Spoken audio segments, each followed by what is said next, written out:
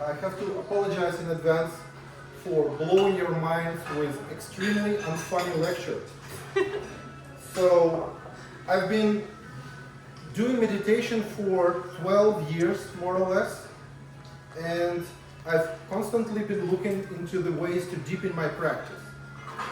So, in point in case, just last weekend, I was on a 3-day silent meditation retreat in a Theravada Vipassana practice tradition, mixed with Vajrayana Tantric tradition.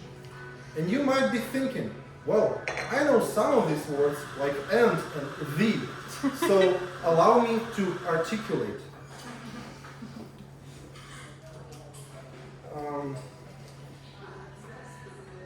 So let's start with words meditation retreat and go up the crazy ladder from there. Retreat comes from Latin word retrahere, which means to pull back, to step away.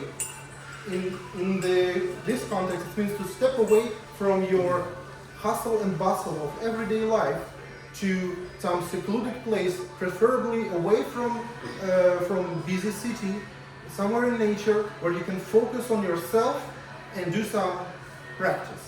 So people have been doing retreats for thousands of years, and one type of those retreats is meditation retreats. So what is meditation retreat?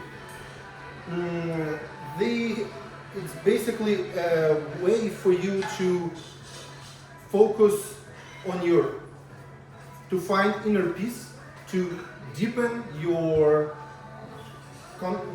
spiritual life, and to achieve enlightenment, maybe. So, and meditation retreats have been done in all kinds of traditions. What kinds? So, for example, every tradition has its own practices that they come up with for meditation retreats. They would be transcendental meditation based on Vedic tradition. There would be yoga in Hindu tradition. There would be Christian meditation.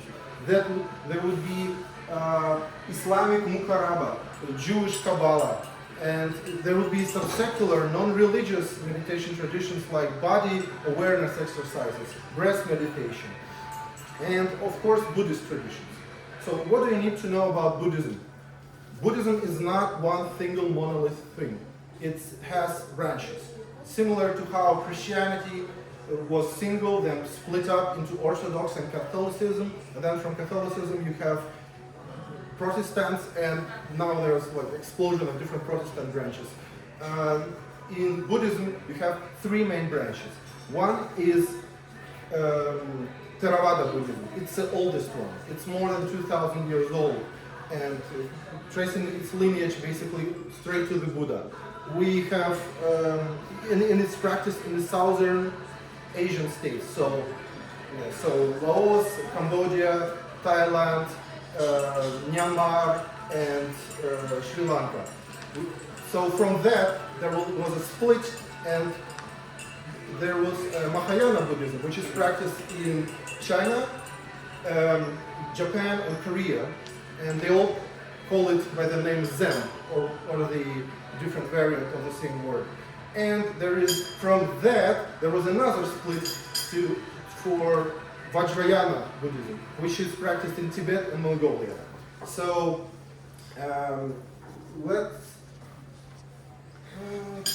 Oh, and the funny thing is, you may notice that India is not on the list.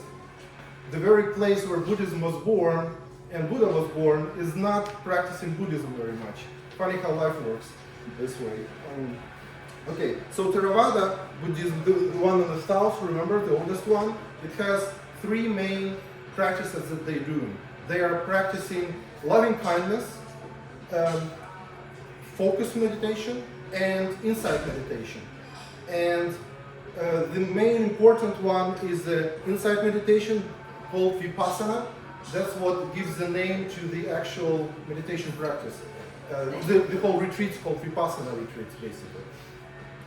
Okay, so I'm sorry. I'm not too articulate. So vipassana means to see things clearly as they are, or like vi, true, and passana, seeing, true seeing. It's basically designed to give you insight into how reality works by inspecting your body and mind.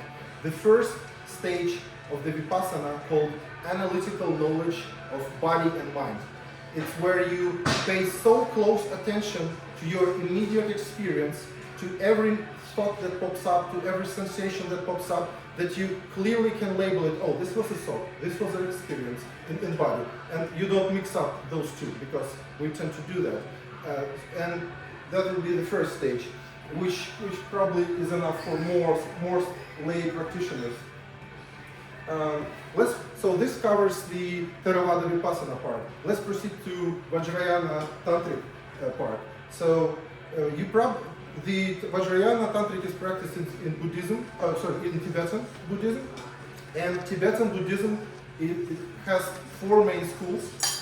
And you probably heard of the head of one of these schools. He's called Dalai Lama. He's probably the most famous Buddhist alive. And the funny thing is, his actual name is 14th Dalai Lama, which means that he is 14th reincarnation of the same person.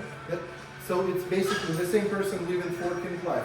So contrary to what you might have heard, real Buddhists take their reincarnation doctrine very seriously. They build their whole worldview on top of that. But even more funny than that, atheist Chinese communist government has, as soon as they captured Tibet in the 50s, I think, they established rules and regulations how the next reincarnated Dalai Lama should be picked. So they don't believe in anything like that, but they want to regulate it. Yes, and okay, so what kind of, and Dalai Lama, because of this, he said that he will either not reincarnate or will reincarnate outside of Tibet controlled by communists, possibly as a woman, which would be a break with tradition. So what actually we practice from tantric tradition there? There was the practice called Lojong, which means training of the mind, which means where you focus on a series of slogans or phrases to cultivate compassion, kindness, and wisdom. And another more crazy practice was called Tonglen, and Tonglen means giving and receiving, in which all the auditorium of people, they all imagine the bad things that happen to them, all the suffering they're going through, and they imagine it as a cloud, and they breathe it out. At the same exact moment, the teacher inhales everything that was breathed out by all this group of people, and he exhales compassion and healing. And we at the same time breathe it out, breathing in. So it goes like this for several rounds. As you can imagine, this is spiritually very dangerous technique. And I think even if you don't believe anything spiritual, you probably wouldn't want to do it without, in place of the teacher, you don't want to do it without due preparation. Okay. So this leaves the last part, the silent. Maybe the craziest of all for some. So silent means silent for body and mind. For 3 days, there are no phones, no talking, no reading anything. It's only your mind and your body, an occasional lecture from the teacher. For me, it was no big deal. I mean, I have some kind of experience already under my belt, but for many people, this might sound like torture and suspiciously like solitary confinement, but in nature. So then the natural question arises. Why? Why do this? Why subject yourself to this kind of experiences? Question is simple. for me, I want to wake up in this very lifetime. And complete awakening implies complete unification with all opposites. And this cannot be done with thoughts and ideation and thinking about the good and bad. Actually, good and bad needs to be unified. Any kind of concept immediately births its opposite. So you cannot do this with concepts. It only can be done by direct and undistorted perception of your immediate experience. Very scientific, actually. You just notice what is there, and it leads you to awakening. Interestingly enough. Okay, and so to realize the truth of who you really are, you need to let go of all the thoughts about who you think you are.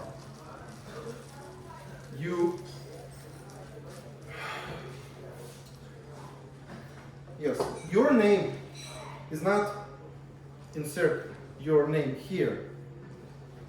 You are not what you are not this or that, you just are. And I want to quote from Tao Te Ching, which is apt here. The Tao that can be spoken of is not the true Tao. The name that can be named is not the true name. And if you really take these insights to heart, you might introduce each other finally, without pretense, as a hi, I'm no name, nice to meet you. Thank you.